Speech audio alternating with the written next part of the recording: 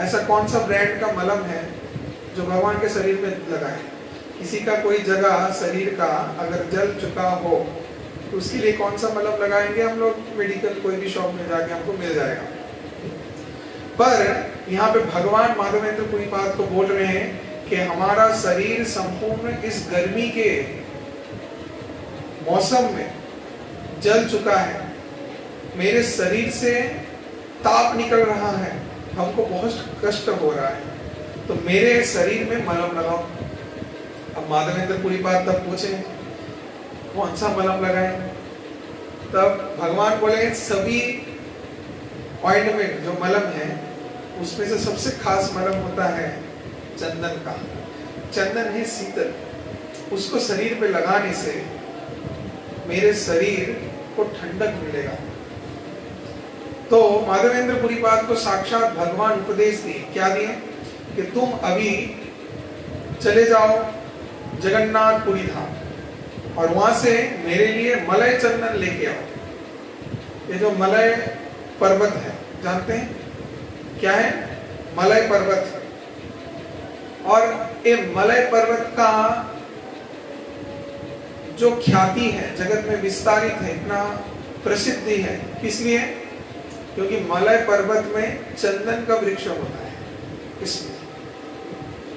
तो कभी उदाहरण में भी शास्त्र में बहुत जगहों में ऐसा बोला गया है कि हे कृष्ण, आप यदुवंश में प्रकट होके यदुवंश के श्री समृद्धि को विस्तार किए हैं। जैसे मलय पर्वत में चंदन होने से मलय पर्वत का नाम जगत में विख्यात है, वैसे आपके आविर्भाव होने से यदुवंश का, इस वृष्णि कुल का उद्धार हुआ। तो भगवान चाहे कि मेरे लिए मलय चंदन लेके आओ, तो भगवान के आदेश से माधवेंद्र पुरी फिर गए कहां पे? ओडिशा। तो ओडिशा जाते वक्त बीच में उनको रेमुना से जाना पड़ा। रेमुना जगह आता है, अगर आप लोग जाएंगे तो रेमुना में गोपीनाथ जी है। तो गोपीनाथ विग्रह बहुत खास है, तो उनका लीला हम बताएंगे। तो चलिए हम लोग प्रारंभ करते हैं श्री चैतन्य चरितामृत मध्य लीला से। तो माधवेंद्र पुरी का क्या बताया गया है? तो यहाँ पे देखिए, भगवान ने माधवेंद्र पुरी को एक उपदेश दिया। कैसा? कि नीलाद्रि गमने जगन्नाथ दर्शन सार्वभौम भट्टाज प्रभुर मिलन, ये सब लीला प्रभुरा दास वृंदावन विस्तारे तो ही आछे न उत्तम वर्णन। के हमारे वृंदावन दास ठाकुर जी इसका वर्णन किए हैं, कृष्णदास कविराज जी भी इसका वर्णन किए हैं, और लोचन दास ठाकुर भी इसका बहुत सुंदर वर्णन किए हैं। तो चलिए कृपा पूर्वक हम लोग इसको श्रवण करते हैं। तभी बता रहे हैं कि सहज विचित्र माधुर्य चैतन्य विहारे वृंदावन दास मुख अमृतेर धारे। के वृंदावन दास ठाकुर इतना सुंदर वर्णन कर रहे हैं कि जो सुनने में लग रहा है कैसा? कि जैसे मधुर रस प्रवाहित हो रहा है। अतएव ताहा वर्णिले है पुनरुक्ति धम्मकरी वर्णियदि तीचे नहीं शक्ति। के इतना सुंदर वर्णना, इसको हम कैसे वर्णन करें? इसके लिए तो शक्ति भी मेरे पास नहीं है, कैसे वर्णन करेंगे? तो बोल रहे हैं चैतन्य मंगल यहाँ करिला वर्णन सूत्र रूप से लीला करिए सुचन।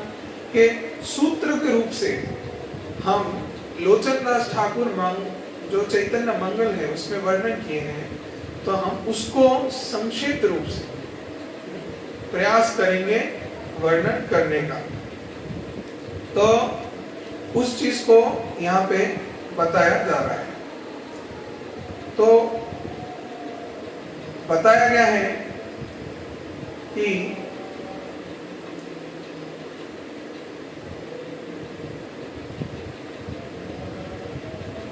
पहले यहाँ पे स्तुति वंदन कर रहे हैं महाप्रभु के चरण का, महाप्रभु की कृपा का, महाप्रभु की कृपा भिक्षा से ही हाँ, हम लोग इस दिव्य लीला को श्रवण कर सकते हैं। तो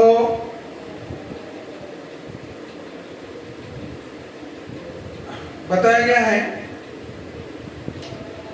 पूर्वे माधव पुरीर लागी शरीर कागिया चुरी अतएव नाम होइला खीरचोरा हरि।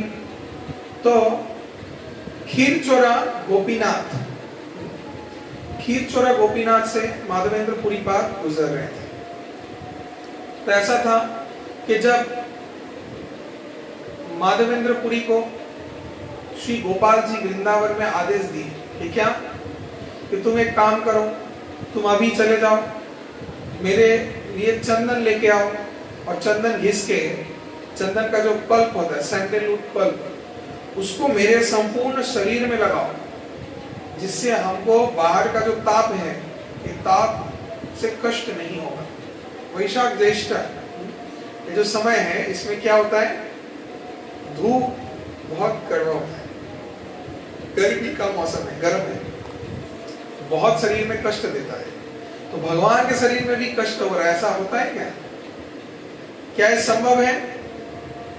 हाँ, कि भगवान को इतना गर्मी लग रहा है, इतना कष्ट हो रहा है कि उनको एसी चलाना पड़ेगा? प्रयोजन है? तब यहाँ पे शास्त्र में जो लीला बताया गया, क्या जरूरत है? भगवान बोल रहे मेरे लिए चंदन लेके आओ, मेरे शरीर में लगाओ। ये लीला है, भगवान को असलियत में कोई उद्देश्य क्या, भगवान को असली में कोई, मतलब जो साक्षात भगवान है उनको तो कोई तकलीफ होने नहीं सकता। हाँ, लेकिन फिर भी भक्तों को लीला के माध्यम से हम लोगों को बताना चाहिए। हाँ, भगवान बताना चाह रहे हैं। क्या बताना चाह रहे हैं भगवान? ওনার একটা উদ্দেশ্য আছে যেটা পূরণ করতে চাচ্ছেন, নিশ্চয়ই ওই গোবিন্দজির কোন একটা লীলা আছে। क्या कारण, क्या लगता है? क्या भगवान को खिलाने से भगवान खाते हैं? भगवान खुद खा सकते हैं? भगवान को खिलाने से भगवान खाते हैं? माँ यशोदा कैसे गोपाल को खिलाते थे जानते हैं? गोपाल को डरा के, अभी खाओ नहीं तो आओ बिलाओ चले आएगा, डरा के, तब जाके भगवान खाते थे। तो आपको लगता है भगवान को ऐसे खिलाने का प्रयोजन है? माँ यशोदा डरा रही है गोपाल को, गोपाल रो रहे, रुदंतम मुहुर नेत्रा युग्म विजंतम कराम महोदयो मेन स्वातन कनेत्र, रो रहे हैं, आंख बार बार डोल रहे हैं, और मुहुर श्वासो कंपा क्लास है, मुहुर श्वासो कंपा स्थिरताम का कंठस्थित गैव दामोदर भक्ति वर्धम। भगवान जोर जोर से सांस ले रहे हैं, हाँप रहे हैं, डर रहे हैं, रो रहे हैं, किस लिए? उनको डरना है भक्ति से? हाँ, उनको डरना है, भगवान डरते हैं। वो आप लोग एक भजन सुनते हैं ना, बहुत अभी पॉपुलर हो गया, पहले भी था, कौन कहते हैं भगवान खाते नहीं सबरी। तो क्या हम भगवान को सबरी के जैसे खिला सकते हैं? खिला सकते हैं? हाँ, ये सबरी ने कैसे खिलाया था भगवान राम को? कैसे? चेक करके। क्या चेक कर रहे थे कि वो मीठा है कि नहीं? खाना जो मीठा है वो राम को ऑफर कर रहे थे। क्या हम लोग ऐसे कर सकते हैं? क्या हम लोग पहले खा के टेस्ट करके भगवान को खिला सकते हैं? संभव है? हम लोग सपने में भी सोच नहीं सकते कि हमारा झूठा कभी भगवान खाएंगे। तो लेकिन तो बोला गया है सबरी जैसे खिलाते नहीं। इसका अर्थ क्या है कि आपका हृदय का जो भाव है वो भाव सबरी जैसा रहना चाहिए कि अगर एक खट्टा होगा, मीठा नहीं होगा, तो हम कैसे अपने प्रभु को भगवान को देंगे? समझ रहे हैं? ये भाव सबसे हृदय में जरूरी है। भक्ति में भाव रहना चाहिए। भक्ति में अगर ये भाव मिसिंग है then it is no use. समझ रहे हैं ना? तो यहाँ पे माधवेंद्र पुरी पाद को जो भगवान बोल रहे हैं, क्या बोल रहे हैं अपने हृदय से भगवान कि मुझे बहुत गर्मी लग रहा है, मुझे बहुत कष्ट हो रहा है, तो तुम जाके क्या करो, मलय चंदन लेके आओ, मलय चंदन लाके मेरे सर्वांग में लेपन करो। इसका अर्थ क्या हुआ? क्या हुआ इसका अर्थ? क्यों भगवान को गर्म लग रहा है? अरे भगवान तो परम नियंत्रा, परम ब्रह्म, परम धाम, पवित्रम परमं भवान, पुरुषं शाश्वतं दिव्यम, आदि देव अजम विभो। वो आदि देव है, वो अजय है, वो सर्वोपरि है, सर्वोत्तम है। तो उनको जरूरत है, उनको क्यों गर्मी लग रहा है? ये भगवान लीला करना चाह रहे हैं, अपने भक्त के महिमा को विस्तारित करना चाह रहे हैं। समझ रहे हैं? जिसके लिए भगवान ये सब लीलाएं करते हैं। भगवान रामचंद्र उस सब के पालनहार हैं, तो उनको क्या प्रयोजन है ऐसे ब्रिज बनाने का, वानर सेना लेने का, सबको लेके युद्ध के लिए जाना? कोई प्रयोजन है भगवान को? अरे भगवान के एक भ्रुकुटी के स्पंदन से, अर्थात ट्विस्टिंग ऑफ आईब्रोज, ऐसा लिखा हुआ है कि उसमें ही सृष्टि स्थिति प्रलय साधन शक्ति रेखा, सृष्टि स्थिति प्रलय साधन हो सकता है। समझ रहे? एक भगवान की इच्छा मात्र।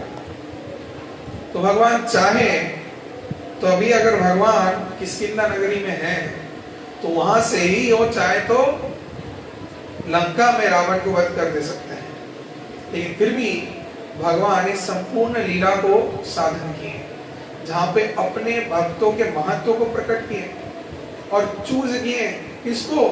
बंदरों को। क्योंकि इस जगत में सभी भगवान के सेवा में नियुक्त होने के योग्य हैं, सभी में महत्व और गुण है, और बंदरों के हृदय में भी जो सरल भाव है, जो कि हम लोग मनुष्य के हृदय में नहीं है। हाँ, है क्या ऐसा भाव? जैसे भगवान रामचंद्र के खुद के हृदय में भी नहीं था। भगवान खुद भी नहीं समझ पा रहे थे कैसे संभव है कि वानर लोग हर एक पत्थर में मेरा नाम लिख रहे हैं, पानी में फेंक रहे हैं और पत्थर पानी में तैर रहा है। तो भगवान राम को खुद को विश्वास नहीं था। तो भगवान राम क्या किए? एक पत्थर लिए और पत्थर लेके उसमें क्या लिखे? राम, राम नाम लिखे, और लिख के जब उसको पानी में फेंके तो पूरा पत्थर डूब गया। तो भगवान राम खुद आश्चर्य रह गए कि कैसे संभव है। हमने अपना नाम लिखा और पत्थर डूब गया, लेकिन ये जितने भी वानर सेनाएं हैं ये पक्षियां हैं, और जितने छोटे छोटे कीट पतंग आदि हैं, तो सभी क्या कर रहे हैं?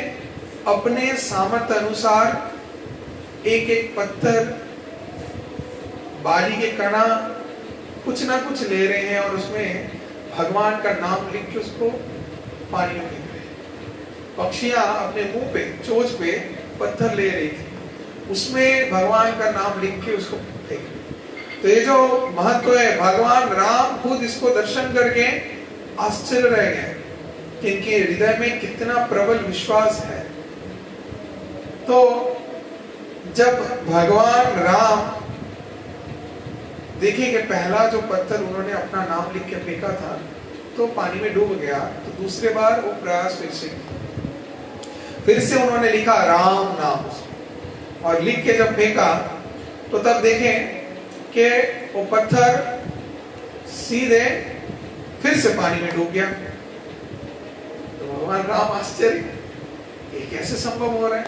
इतने बड़े बड़े पहाड़ के जैसे पत्थर देखे, उसमें ये लोग राम नाम लिख के पानी में फेंक रहे, सब तैर रहे हैं। तो तब भगवान राम हनुमान से पूछे कि कैसे संभव है। तो तब हनुमान ने भगवान को बताया कि हे प्रभु, आप नहीं जानते हैं कि आपसे भी बढ़ के आपका नाम है, आपके नाम में जो शक्ति है ये अपार है। इसके समान इस जगत में कुछ नहीं है। तो आपके नाम में जो परम शक्ति उपस्थित है, इसको हम लोग अनुभूति कर सकते हैं। आप भगवान हो के आप खुद समझ नहीं पाए। सियावर रामचंद्र की जय। तो हे प्रभु, ये सिर्फ और सिर्फ आपके भक्त ही जानते हैं। तो भगवान भी खुद अपने इस नाम के महिमा और शक्ति को समझ नहीं पाते, सिर्फ भगवान के शुद्ध भक्त ही समझ पाते हैं। तो ऐसे ही भगवान अपने भक्त के श्रेष्ठत्व महत्व को प्रकाशित करने के लिए इस जगत में ऐसे लीलाओं को प्रदर्शित करते हैं। तो यहाँ पे माधवेंद्र पुरीपाद के दिव्य हृदय के चेतना और भाव को प्रकाशित करने के लिए भगवान इस लीला को संपादित। तो भगवान गोपाल जी, श्रीनाथ जी, उन्होंने उपदेश दिया। क्या दिया? कि आप कृपा पूर्वक यहाँ से जाइए नीलाचल जगन्नाथपुरी धाम उड़ीसा, और वहां से मलय चंदन लेके आइए, मेरे शरीर में लेपन कीजिए। तो तुम्हारो प्रेम वशे कोई सेवा अंगीकार दर्शन दिया निस्तारिवे सकल संसार। तो भगवान उनको दर्शन देंगे और उनको कृपा करेंगे, और जिसके माध्यम से सभी जगत के जीवों को उनको उद्धार करेंगे, उनका कल्याण साधन करेंगे। जब जीव इस लीला को श्रवण करेंगे, उसके माध्यम से उनका परम कल्याण साधित होगा। तो क्या हुआ? माधवेंद्र पुरीपाद चलने लगे, वो निकल गए, रास्ते से जा रहे हैं जगन्नाथपुरी की ओर। अब जाते जाते बीच में देखें एक बहुत ही प्रसिद्ध स्थान आया। कौन सा स्थान? जिसका नाम हम बताए थे, क्या? रेमुणा। क्या है? तो रेमुणा में बहुत ही प्रसिद्ध वहां पे जो भगवान थे, उनका नाम था गोपीनाथ। क्या नाम था? गोपीनाथ। गोपीनाथ। हमारे आचार्यगण गाए हैं बहुत सुंदर सुंदर वैष्णव भजन। किसके लिए? गोपीनाथ के लिए। गोपीनाथ मम निवेदन सुना, मम निवेदन सुना, विषय दुर्जन सदा कामरता, किछु नहीं मोर गुण गोपीनाथ, तुम्हें तो साकारी पारो। तो ये गोपीनाथ विग्रह रेमुणा में सबसे प्रसिद्ध था। तो अभी माधवेंद्र पुरीपाद चलते चलते जा पहुंचे रेमुणा के गोपीनाथ मंदिर में। तो रेमुणा में गोपीनाथ के विग्रह को दर्शन करके वो बारंबार दंडवत प्रणाम कर रहे थे, और विग्रह के रूप को देख के आनंदित हो गए, बहुत ही प्रसन्न हो गए, और गोपीनाथ से हृदय से प्रार्थना कर रहे हैं। और इतने में सामने देखें कि उस मंदिर में नियम था कि प्रतिदिन गोपीनाथ को 12 ऐसे घड़े में भर के खीर भोग लगाया जाता था। कितना? 12 घड़े में, मिट्टी के घड़े में खीर भर के गोपीनाथ को भोग लगाया जाता था। एक खीर ऐसा खीर नहीं है जो आप लोग घर में बनाते हैं या घर पे खाते हैं, ठीक है? This is absolutely transcendental. वो पूरा अलग स्तर का था खीर। हाँ, तो और अभी भी अगर रेमुणा में जाके खीर आप लोग खाएंगे तो खीर पूरा अलग है, यहाँ के जैसा नहीं है। उसका प्रोसेस भी पूरा अलग होता है, पूरा कंडेंस्ड मिल्क होता है। हाँ, वो होता है पूरा खीर गाढ़ा। तो 12 पॉट्स में मिट्टी के भोग लगाया जाता है गोपीनाथ को। तो माधवेंद्र पुरीपाद देखें कि वहां पे भगवान को, गोपीनाथ को भोग लगाया जा रहा है 12 घड़े में। तो माधवेंद्र पुरी के मन में अचानक से चिंता आ गया। वो सोचे, अरे वाह, कितना सुंदर तरीके से गोपीनाथ को घरे में ऐसा खीर भोग लगाया जा रहा है। काश हमको थोड़ा भी अगर वहां से भगवान का खीर मिलता तो कितना सुंदर होता। तो ऐसा सोचे।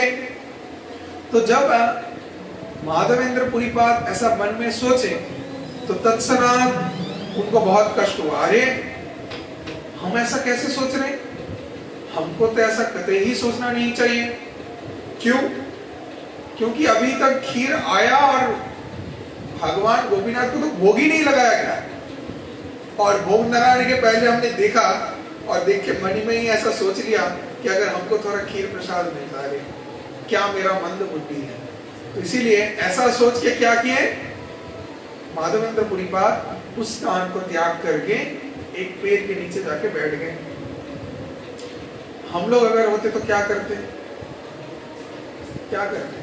हम लोग तो हर समय व्याकुल हैं। अरे भगवान को भोग लगाना छोड़ो, पहले खुद खाते। उड़ो खोई गोविंदाय नमः, पहले खुद खा लेते हैं, जो भी मिला पहले अपने पेट को संतुष्ट करते हैं। भगवान को कौन भोग लगाता है, उसमें बहुत समय लग जाएगा। वो घंटा बजाओ, थोड़ा पानी दिखाओ, थोड़ा मंत्र उच्चारण करो, भोग लगाते रहेगा। पहले हम लोग अपने पसंद का खाते हैं, भगवान के पसंद का सोचते हैं क्या? तो भगवान को क्या पसंद है, भगवान को वो चीज भोग लगाएंगे और उसके बाद प्रसाद के स्वरूप में ग्रहण करेंगे? नहीं, जल्द से जल्द लाओ झटपट और फटाफट खाओ और खत्म करो मामला। हाँ, ऐसा हम लोग सोचते हैं। तो माधवेंद्र पुरी के मन में जब थोड़ा सा ऐसा सोच आया, अगर थोड़ा सा खीर मिलता, तत्क्षणात वो ऐसा सोच के ही मंदिर को त्याग करके पेड़ के नीचे जाके बैठ गया कि कैसे मेरे मन में ऐसा सोच आ गया। भगवान को भोग लगाने के पहले कभी हम लोगों के मन में ऐसा आया है, आया आप लोगों के मन में कभी? हाँ, कि भगवान को भोग लगाने के पहले ही खा लेते हैं। मन में ऐसा मन में आया कि खाए करके, ऐसा नहीं हुआ कि भोग लगाने से पहले खाएगा, भोग लगाने के बाद खाएगा। मतलब खा लेते हैं ऐसा। अच्छा है, खाने का मन है, भोग लगाने के बाद ही खाएगा। हम लोग ज्यादा सोचते हैं कि क्या ठीक है, आज गोपाल जी पिज्जा खाएंगे, चलो कल को गोपाल जी बर्गर खाएंगे। अभी तो क्यों गोपाल जी आपके लिए पिज्जा खाएंगे? आप खाना चाहते हैं, बताओ। अब आपके पास उपाय नहीं है तो गोपाल को भी खाना पड़ेगा, इसीलिए गोपाल को आप भोग लगा रहे हैं। तो हमको ये समझना है कि अपने इच्छा के लिए नहीं, हमको भगवान के प्रसन्नता के लिए भगवान को भोग लगाना चाहिए, और फिर जो उच्छिष्ट रहा वो हमारा प्रसाद है, दैट इज गुड। बट हमारा जो चिंता ध्यान धारणा रहना चाहिए क्या? भगवान की प्रसन्नता, कृष्ण की संतुष्टि विधान, ना कि हमारा संतुष्टि। जिह्वार लालसाय जय इति उतिधाय, कृष्ण दर परायण कृष्ण नहीं पाए। ठीक है, बोला गया है क्या? जिह्वार लालसाय जय, इस जिह्वा के लालसा से जो भी व्यक्ति इति उतिधाय इधर उधर भटकेगा तो उसका क्या है परिणाम? कृष्ण द्वारा परायण कृष्ण नहीं पाए, के जेनिटल्स और अपने स्टमक पेट का उसका नियंत्रण नहीं रहेगा, और वो इसके पीछे आकर्षित होकर सब जगह दौड़ता रहेगा, और इस आकर्षण के लिए, जागतिक आकर्षण के लिए उसको कृष्ण के प्रति आकर्षण नहीं होगा।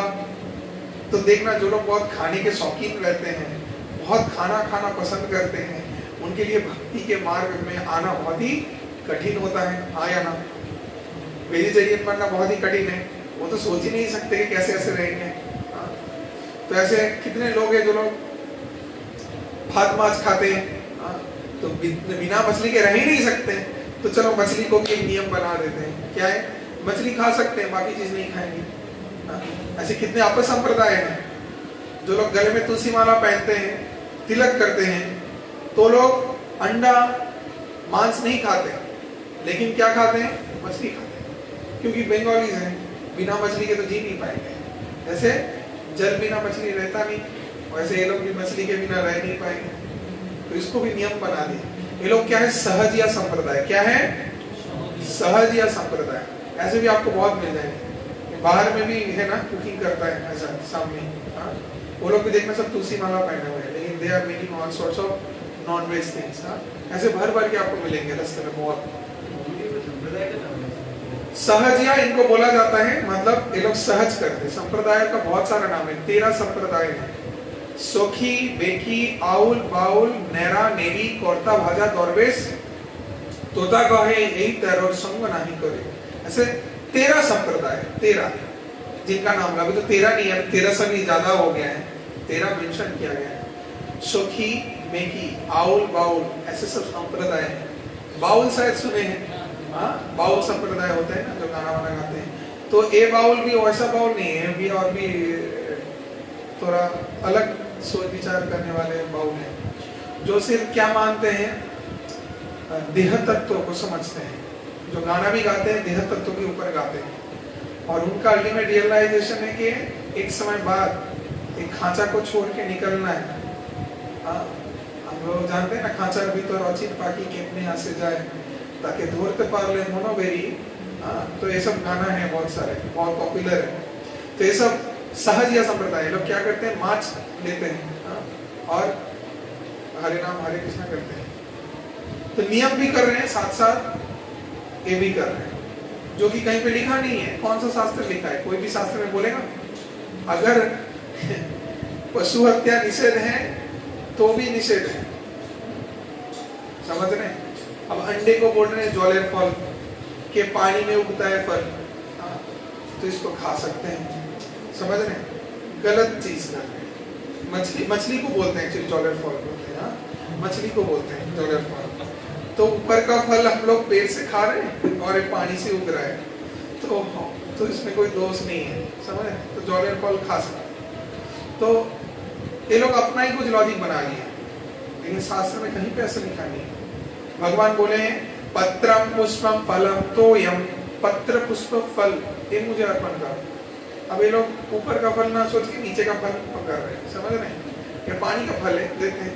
ऐसे बहुत सारे संप्रदाय, हम नाम अभी नहीं बोल पा रहे सबका, I know the names, but अभी हम सबका नाम नहीं लेना चाहते, नहीं तो बहुत लोग दुखी हो जाएंगे।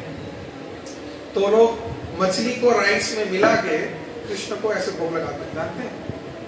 और उसको सबका हाथ में देते हैं, महाप्रसाद बोलते हैं। तो आप सोचो, ऐसे अपसंप्रदाय हैं। जो लोग तुलसी माला पहन के सब काम कर रहे हैं, इनको अपसंप्रदाय पे बोलते हैं। आपको ऐसे बहुत दिखने में मिलेंगे, यहाँ पे तो बहुत है, यहाँ पे बहुत है। तो सोखी बेकी जो संप्रदाय है ना, वो लोग कथा करते हैं बनारसी साड़ी पहन के और सर पे सिंदूर लगाते हैं, लगा के। लड़के लोग, लड़कियां नहीं, हम लड़कों का बात कर रहे हैं, जो सोचते हैं हम लोग सखी हैं और कृष्ण ही हमारे पति हैं, तो हम लोग क्यों पुरुष के जैसे आचरण करें, लड़की के जैसा नहीं। तो लोग कथा करते हैं सभी साड़ी पहन के करेंगे। हाँ, तो ऐसा अपसंप्रदाय है, और वो लोग सब कुछ खाते हैं, ठीक है? तो लेकिन तुलसी माला तिलक किए हुए, उनका तिलक अलग होता है। तो ऐसे बहुत सारे अपसंप्रदाय हैं। आउल बाउल, नैरा नेरी संप्रदाय, वो लोग बहुत पॉपुलर है। हाँ, तो these are upper sampradayas. They do all sorts of funny things. They only speak Radha Krishna's pastimes. They write some pastimes of Radha Krishna, and they are offending. Literally, they are offending at the lotus feet of their lordship. But they create some nice stories. They explain to thousands of people. Like ये कृष्ण इमलीतला से गुजर रहे थे, राधा रानी गुजर रही थी, राधा रानी गिर पड़ी, कृष्ण उनको पकड़े, ये सब बहुत प्रकार के सब प्रेम के कहानियां बना के लोगों को बोलते हैं, और ये सब लोगों को सुनने में ज्यादा अच्छा लगता है। अगर हम आपको 4 नियम बताएं कि बी आपको क्या करना है, no gambling, no meat eating, no intoxication, no illicit sex, ये सब के बारे में बताएंगे, आप ज्यादा सुने नहीं है। बाप रे बाप, कितना नियम, क्या है नहीं है बाबा, ये संप्रदाय में कैसे जाएंगे? और अगर हम आपको बोलते हैं आप सब खाओ, आत्मा का संतुष्टि ही सब है, आपका आत्मा जो चाहे वो खाओ, प्रभु जी मेरा आत्मा चाहता है मैकडॉनल्ड्स में जाके, ठीक है, तो मेरा आत्मा चाहता है KFC में जाके, अच्छा ठीक है जाओ, मेरा आत्मा चाहता है डोमिनोज में जाके। तो जिसका आत्मा जो चाहे, हम अगर सैंक्शन कर दे तो सबसे अच्छा इंसान हमसे कोई होगा? लेकिन प्रभुपाद हर समय फ्रॉम द बिगिनिंग वो 4 नियम ही बोलते थे। पूरा क्लास ले देंगे लेकिन प्रभुपाद हिंदू में 4 नियम ही बोलेंगे, this is principle, you have to follow this, हमको करना ही पड़ेगा, समझ रहे? तो प्रभुपाद कभी छुपाए नहीं। हम लोग तो बहुत समय बाद जाके लड़कों को बोलते हैं कि 4 नियम करो, अब से स्टार्ट कर दो। स्टार्टिंग में नहीं बोलते, नहीं तो भाग जाएंगे, अभी समय ऐसा है। लेकिन प्रभुपाद शुरू से ही बोलते थे, फर्स्ट डे किसी से मिल लिया उसी को बोलते थे 4 नियम करना है और हरे कृष्णा करना है, 16 माला जप करना है, प्रभुपाद डायरेक्ट बोलते थे। तो इसीलिए प्रभुपाद के ऊपर सभी ने विश्वास रखा। प्रभुपाद कभी वो सहज या संप्रदाय ऐसे नहीं सोचा कि मेरे बहुत ज्यादा शिष्य होंगे, सबको दीक्षा दे देते हैं, सभी को सब प्रकार के खाने का अनुमति, गलत काम करने का अनुमति दे देते हैं। नहीं, जो हमारा धारा है उसको कभी तोड़ने नहीं दी, उसको एक रखे। इसीलिए प्रभुपाद के पास आजीवन हम सभी कृतज्ञ हैं, ग्रेटफुल हैं, the lotus feet of Srila Prabhupada. तो प्रभुपाद ने हमको बचाया इस अपद संप्रदायों से, हाँ, और सर्वोपरि श्रील भक्ति सिद्धांत सरस्वती ठाकुर, श्रील भक्ति विनोद ठाकुर जो सामने आए, जो शिक्षित समाज सामने आया। जब महाप्रभु अप्रकट हो गए तब ये अपसंप्रदाय लोग बोले कि हम चैतन्य वंशज, नित्यानंद वंशज हैं, अर्थात हम महाप्रभु के वंश से आ रहे हैं, हमको हरे कृष्णा करने का जरूरत नहीं है, हमको निरामिष खाने का जरूरत नहीं, हमारा तो ऐसे ही उद्धार हो जाएगा। ऐसा लोग बोल के अपप्रचार करने लगे। समाज में राधा कृष्ण के विभिन्न प्रकार के गलत लीलाओं का प्रचार करने लगे और करके पैसा इनकम करने लगे। दुराचार चारों तरफ फैल गया। फिर शास्त्र को पढ़ के उस समय के डिस्ट्रिक्ट मैजिस्ट्रेट भक्ति विनोद ठाकुर महाशय, उस समय के डिस्ट्रिक्ट मैजिस्ट्रेट मतलब समझते हैं कितना बड़ा पद, भक्ति विनोद ठाकुर महाशय, उन्होंने क्या किया, वो एकदम स्ट्रिक्टली सामने आए और बोल दिए कि जितने भी अपसंप्रदाय हैं इनको समाज से हटाना है। तो हटाने के लिए उन्होंने क्या किया, वो एकदम हमारे शास्त्र के सिद्धांत को स्थापित किए और बोले कि हमको इस मत अनुसार चलना है। तो भक्ति, उसके बाद भक्ति सिद्धांत सरस्वती ठाकुर आए और उनके शिष्य श्रील प्रभुपाद जी आए और इस धारा को लेके चलते रहे। तो ये जो अंतरजातीय कृष्ण भावनामृत संघ है, ये इस धारा को लेके चलता है, अपर संप्रदाय का कोई स्थान नहीं है। तो जहां पे हम थे जिस प्रसंग में कि जब ऐसे अपर संप्रदाय हम लोग बहुत देखते हैं और इनका अगर ज्यादा संग करेंगे तो इनमें चेतना ऐसा है कि जो हम पसंद करते हैं वो खाएंगे, वो भगवान को भोग लगाएंगे। तो ये लोग मांस खाते हैं, मांस, अंडा, दूसरा कुछ नहीं लेते। इवन आपके घर से पानी भी नहीं पिएंगे, समझ रहे? आप अगर पानी भी दे, आपका हाथ का पानी भी नहीं पिएंगे, लेकिन आप राइस और मांस दे दो, बस काम खत्म, उधर ही स्टार्ट कर देगा वो खाना, और वो भी भगवान को भोग लगा के खाया, समझ रहे?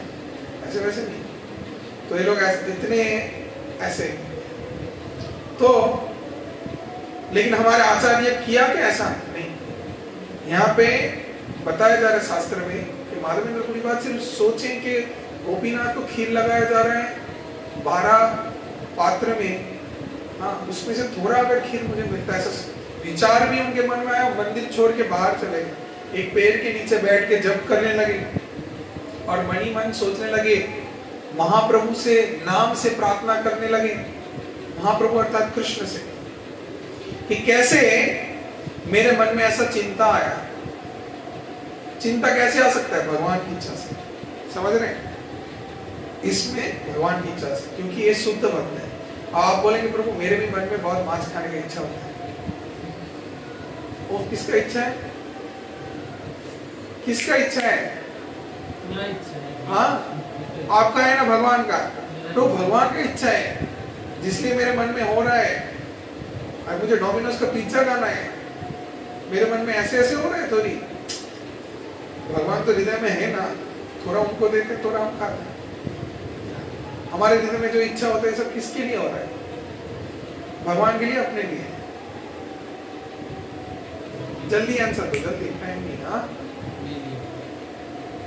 हम लोग चाह रहे हैं, भगवान चाहते हैं क्या? नहीं। आपका आत्मा चाहता है क्या? हमारा खुद का आत्मा भी नहीं चाहता। आत्मा भी भगवान का अंश है, सच्चिदानंद में है, उसको भी नहीं चाहिए सब चीजें। सब चाहिए किसको? एक कलुषित देह को चाहिए, ये अपूर्ण देह को चाहिए, अपूर्ण इंद्रियों को तृप्त होने के लिए चाहिए। समझ रहे? यह है समस्या। तो भगवान को नहीं चाहिए। तो माधवेंद्र पुरी समझ नहीं पा रहे हैं कि क्यों उन्होंने ऐसा सोचा। ये तो भगवान गोपीनाथ की इच्छा है। तो उस दिन रात को मंदिर का जो हेड पुजारी था, जिन्होंने गोपीनाथ का सेवा किया, गोपीनाथ को भोग लगाया था, उसके सपने में गोपीनाथ आए। गोपीनाथ आके बोल रहे हैं, मेरा एक शुद्ध भक्त आया है और उस शुद्ध भक्त के लिए हम 12 खीर के भांड से एक खीर का भांड छुपा के चोरी करके रख दिए। हरि बोल।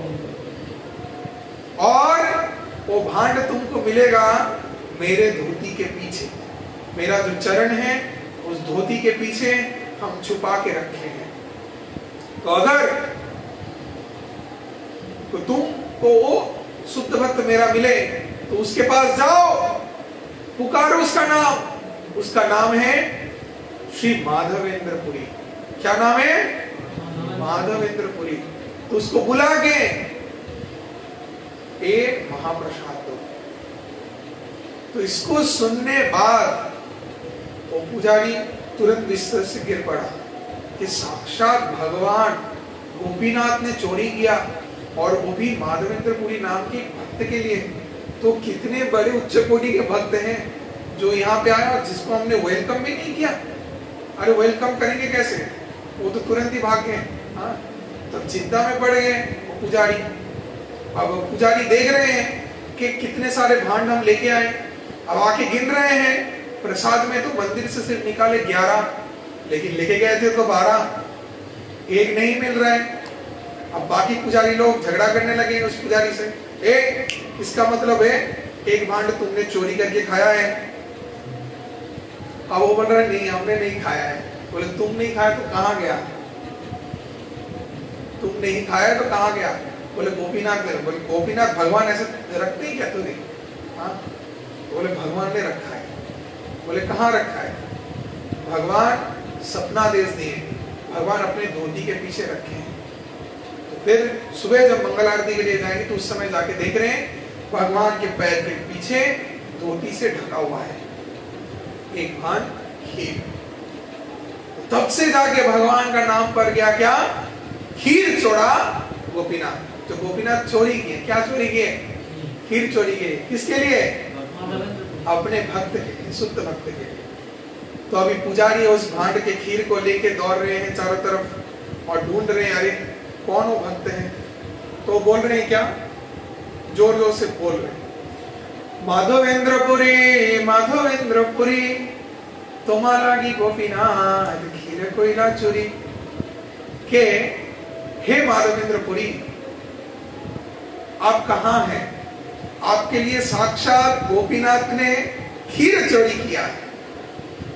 तो जोर जोर से माधवेंद्रपुरी बोल के ऐसे चिल्ला रहे हैं। तब माधवेंद्रपुरी रास्ते से चले जा रहे हैं। तो माधवेंद्रपुरी ने सुना, सुन के जब वो घूमे तब वो पुजारी बोल रहे तुम्हारा की गोपीनाथ खीर कोयला चोरी। तो आश्चर्य है कि मेरे लिए गोपीनाथ भगवान खीर चोरी किए।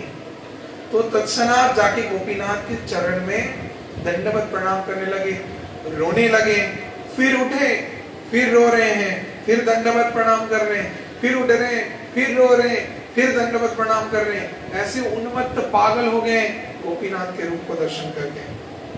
और बारंबार गोपीनाथ को बोल रहे कि हे गोपीनाथ, आप कितने कृपामय हैं, आप कितने भक्तवत्सल हैं कि आपने क्या किया?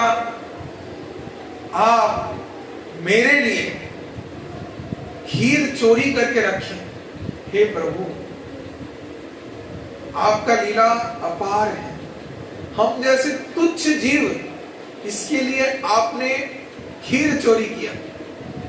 तो बोल के भगवान को बारंबार स्तुति वंदन कर रहे, भगवान का दर्शन करके वो गिर पड़ रहे भाव से। तो तब उस खीर को जब उन्होंने चखा, तो उन्होंने एक अलग ही और दिव्य धाम में भगवान के दर्शन किए, एक दिव्य अनुभूति। फिर माधवेंद्रपुरी वहां से चले गए, कहां पे? नीलाचल जगन्नाथपुरी में। वहां पे गए, वहां पे राजा से मिले और राजा को बोले कि मुझे वृंदावन के गोपाल जी, मेरे विग्रह ने बताया कि उनको बहुत ही इस वैशाख ज्येष्ठ महीने गर्मी से कष्ट हो रहा है, तो उनके लिए चंदन चाहिए, आप चंदन दीजिए। तो राजा ने बहुत ज्यादा मात्रा में चंदन दिया और एक कर्चा में लिख दिया था कि कोई भी रास्ते में उनको रोकेगा नहीं, वो भगवान के लिए चंदन लेके जा रहे, क्योंकि चंदन तो सबको परमिशन नहीं है ना। तो राजा ने वो मलाई चंदन दिया था, देके चिट्ठी लिख दिया कि इनको कोई रास्ते में नहीं रोकेगा। तो मलाई चंदन वो लेके वो चलने लगे, और जब वो आ रहे थे रास्ते में, तो जब नीलाचल जगन्नाथ धाम में थे तो उस समय सभी जय जयकार कर रहे थे माधवेंद्रपुरी पाद का। क्यों? क्योंकि उनके लिए साक्षात भगवान खीर चोरी किए हैं, तो ये तो कोई साधारण व्यक्ति नहीं हो सकते। तो बहुत उनका जय जयकार किया जा रहा था, और जहां पे जय जयकार हो रहा था तत्क्षणात उस स्थान से भाग गए, तो वहां पे नहीं रहते थे। हम लोग का जहां पे जय जयकार होता है, हम लोग क्या करते हैं? ज्यादा वहां पे जाना चाहते हैं, राइट? हाँ या ना? जो दोस्त ज्यादा आपका सुनाम करता है, आप ज्यादा उससे घूमना चाहते नहीं, उसके साथ ज्यादा समय बिताना चाहते हैं, और आपको लगता है यही मेरा बेस्ट फ्रेंड है। हाँ क्या?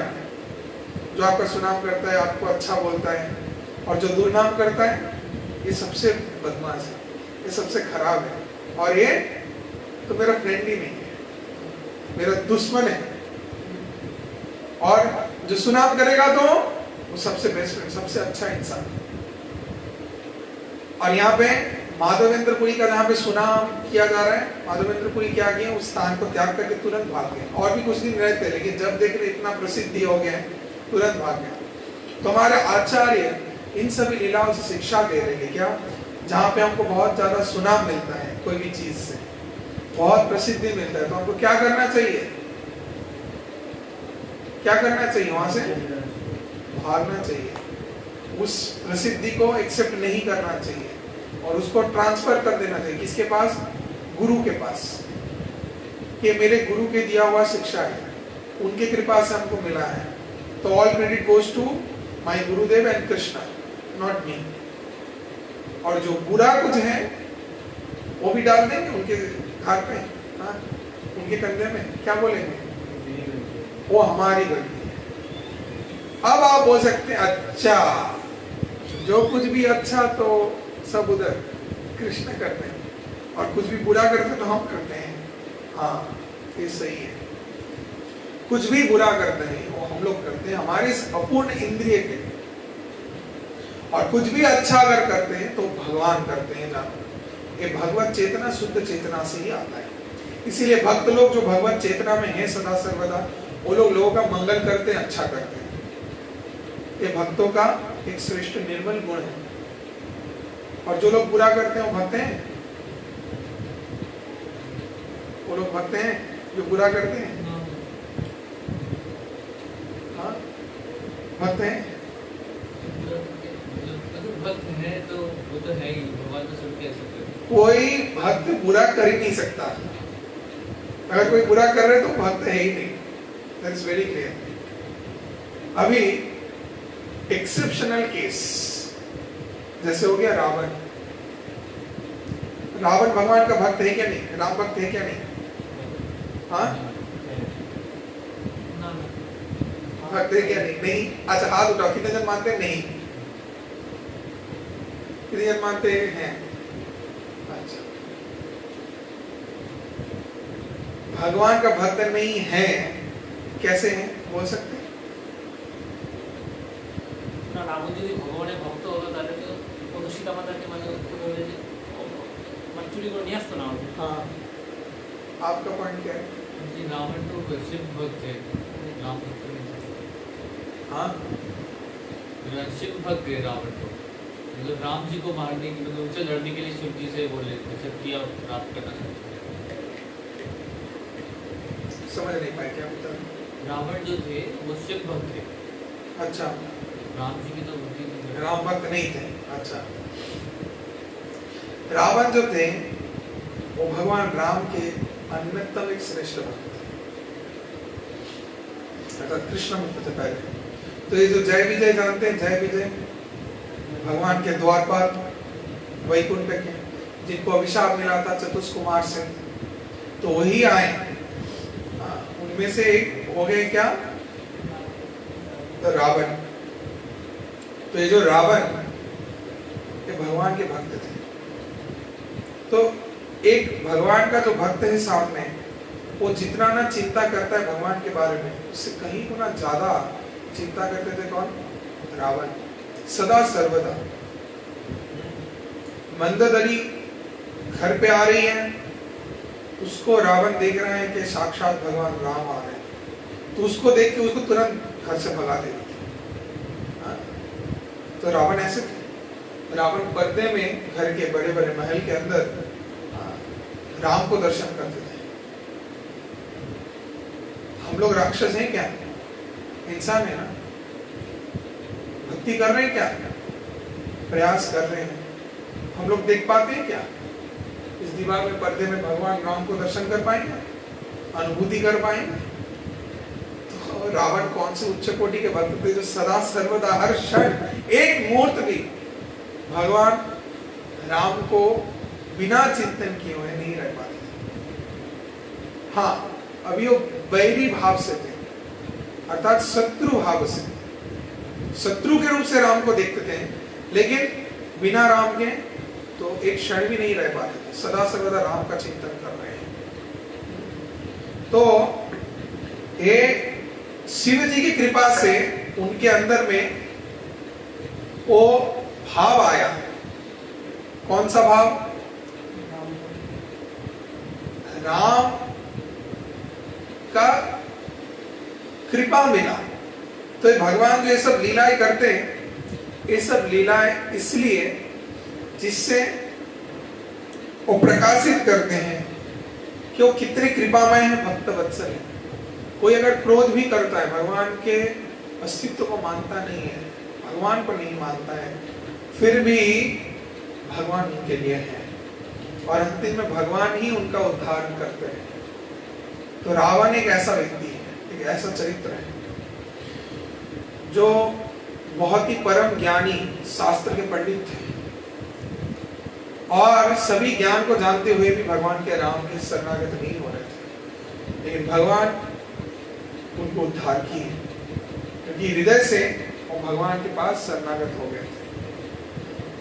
तो और विभीषण का भी कृपा था, घर पे अगर एक भी भक्त रहा तो 10 अगर रावण भी रहे तो उनका भी उद्धार हो सकता है। अरे वाह!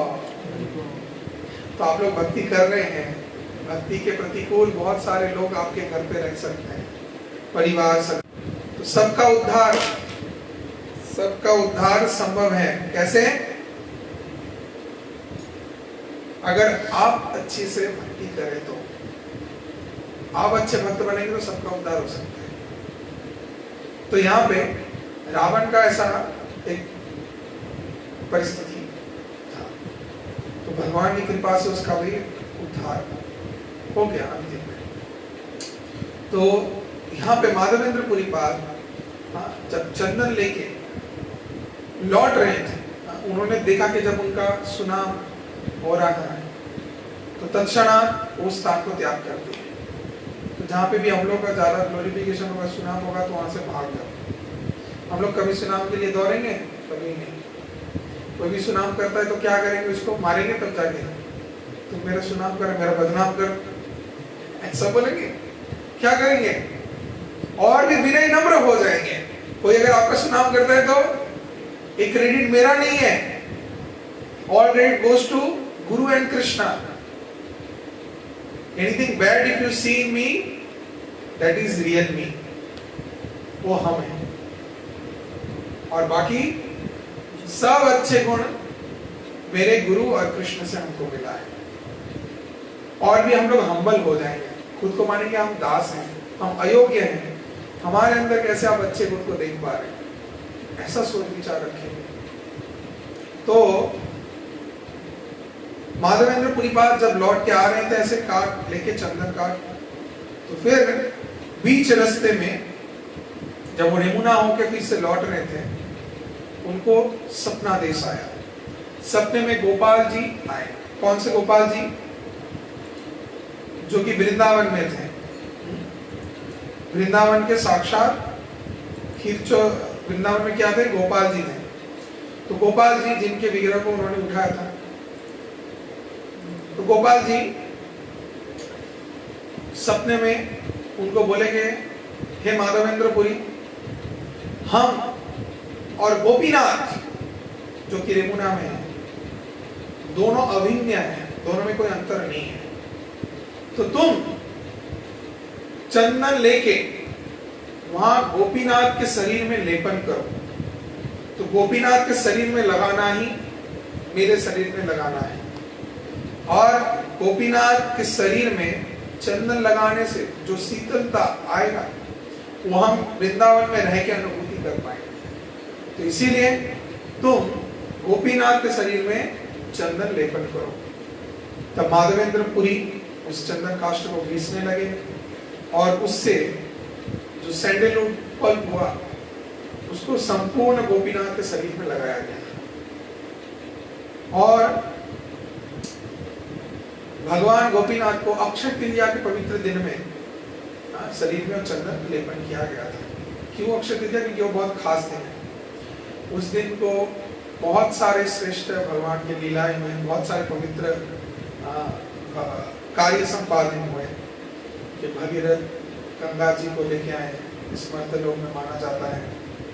फिर उस दिन को त्रेता युग से सत्य युग का प्रारंभ भी माना जाता है, एक युग से दूसरे युग का प्रारंभ माना जाता है।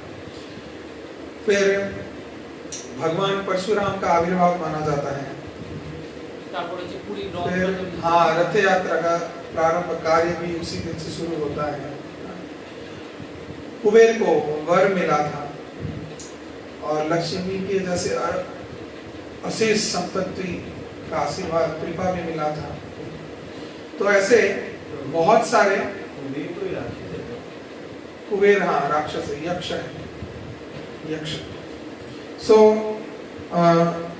सब कृपा मिला था ये सब। तो ये सारे सब कार्य एक दिन में उस पवित्र अक्षय तृतीया के दिन में। तो उस दिन को कोई भी अगर पवित्र कार्य करते हैं, आध्यात्मिक कार्य करते हैं, तो वो कभी क्षय नहीं होता, खत्म नहीं होता, उसका कभी नाश नहीं होगा, वो अक्षय रह जाएगा, परमानेंट रह जाएगा, समय से कभी उसका नाश नहीं होगा, फिक्स्ड डिपॉजिट होकर रह जाएगा। तो कोई भी अगर हम लोग दान, ध्यान, पुण्य, कर्म आदि करते हैं अक्षय तृतीया के दिन, वो फिक्स रह जाते हैं। तो उस दिन से प्रारंभ होता है चंदन यात्रा उत्सव, जो कि 21 दिन चलता है। भगवान को ऐसे चंदन संपूर्ण शरीर में लेपन करके भगवान को श्रृंगार किया जाता है। और फिर कभी शाम के समय जब गर्मी और ज्यादा बढ़ जाता है तो उनको नौका विहार में लेके जाया जाता है, मतलब नाव में बिठा के सरोवर में घुमाया जाता है। जगन्नाथपुरी धाम में जाएंगे तो जगन्नाथपुरी धाम में रिचुअल ऐसा है, श्री मदन मोहन विग्रह को, माधव के विग्रहों को, गोपीनाथ विग्रहों को क्या किया जाता है? चंदन लगा के संपूर्ण शरीर में शाम के समय नरेंद्र सरोवर में, यहाँ पे नरेंद्र सरोवर जगन्नाथपुरी में है, तो उस सरोवर में घुमाया जाता है। इंद्रदुम्न सरोवर और भी बहुत सारे सरोवर हैं, सब में ऐसे नाव में घुमाया जाता है। जगन्नाथ के विग्रह को भी कोई कोई मंदिर इसको किया जाता है। तो यहाँ पे भी माधव सुंदर को भी चंदन से श्रृंगार किया गया है, गोपियों को भी। तो अभी ये चलेगा अक्षय तृतीया से 21 दिन चलेगा। फिर सामने सलील विहार उत्सव भी स्टार्ट हो गया है। फिर अपकमिंग प्रोग्राम आ रहा है नरसिंह चतुर्थी। तो यहाँ पे भी हमारे गिरिराज जी महाराज, गोवर्धन नाथ, हमारे मदन गोपाल जी, तो सभी चंदन से श्रृंगार किए हैं। तो ये भगवान का ऐसा अनुपम अद्भुत सुंदर मधुर लीला है ये चंदन यात्रा। इस समय भगवान बहुत ही कृपा वर्षण कर रहे हैं अभी अपने सभी भक्तों के ऊपर, और इस रूप का खास दर्शन इसी समय हो सकता है। इस समय भगवान विभिन्न प्रकार के वेश धारण करते हैं, गजेंद्र वेश, रघुपति वेश, चिंतामणि कृष्ण वेश, नीलमाधव वेश, ऐसे भगवान विभिन्न प्रकार के वेश में भगवान को सजा के प्रतिदिन भगवान को अलग अलग रूप से सजा के भगवान का पूजा होता है।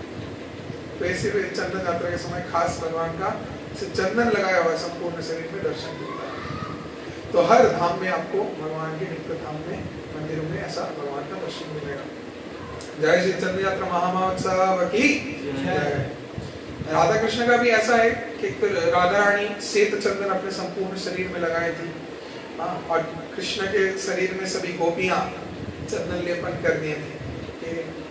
वो जब कुंज में बैठे थे तो धूप आ रहा था, तो कृष्ण के शरीर को ठंडा रखने के लिए सभी गोपियां चंदन लेपन कर दिए, और राधा रानी के शरीर में श्वेत चंदन, तो राधा रानी श्वेत चंदन धारण करती है, और कृष्ण जो कि रक्त चंदन बोलो और भी जो भी चंदन आते हैं वो सब चंदन कृष्ण धारण करते हैं। तो तब से लेके अभी जब आप जैसे वृंदावन, और भी वृंदावन में जैसे स्पेशली राधा रानी के शरीर में भी संपूर्ण, गोपियों के शरीर में भी संपूर्ण चंदन लगाया जाता है। तो ऐसे दिव्य लीला है चंदन यात्रा का। तो यह चंदन यात्रा का संपूर्ण महत्व बताया। चंदन रोज चेंज होता है। हाँ, प्रतिदिन चंदन जो लगाया जाता है उसको धो के पूरा साफ करके फिर से चंदन लगाया जाता है संपूर्ण शरीर में भगवान। আচ্ছা বাবু বলছি এখানে যে চন্দনটা পাওয়া যায় না, যে মানে যেটা গুঁড়ো চন্দন, वो सब ज्यादातर फेक रहता है। एक्चुअल चंदन लेके उसको घिस के लगाने से ज्यादा अच्छा रहता है। না যেটা মন্দিরে পাওয়া যায় সেটা वो भी है एक्चुअल चंदन लेके लगाना। এটা তো গোপী চন্দন না না না ये आपको डस्ट भी मिलता है। एक्चुअल वाला लेके उससे करने से बेटर रहेगा, दैट इज सेफेस्ट। एक है तो ये चंदन यात्रा के समय हम सभी के घर पे हम सभी को ऐसे चंदन यात्रा उत्सव पालन करना चाहिए, भगवान को चंदन लगाना चाहिए। ये जो इतना गर्मी पड़ा है भगवान ने ऐसा लीला किया था, उस मनोरम लीला को उद्यापित करने के लिए इसको पालन किया जाता है। हरे कृष्णा कृष्ण कृष्ण हरे हरे, हरे राम राम राम हरे हरे। श्री कृष्ण चंद्र भगवान की जय। चंदन यात्रा महामहोत्सव की जय। गौर प्रेमानंदे हरि हरि बोल। तो अभी हम लोग थोड़ा कीर्तन करेंगे और उसके बाद कुछ अनाउंसमेंट्स हम करेंगे। हरे कृष्णा।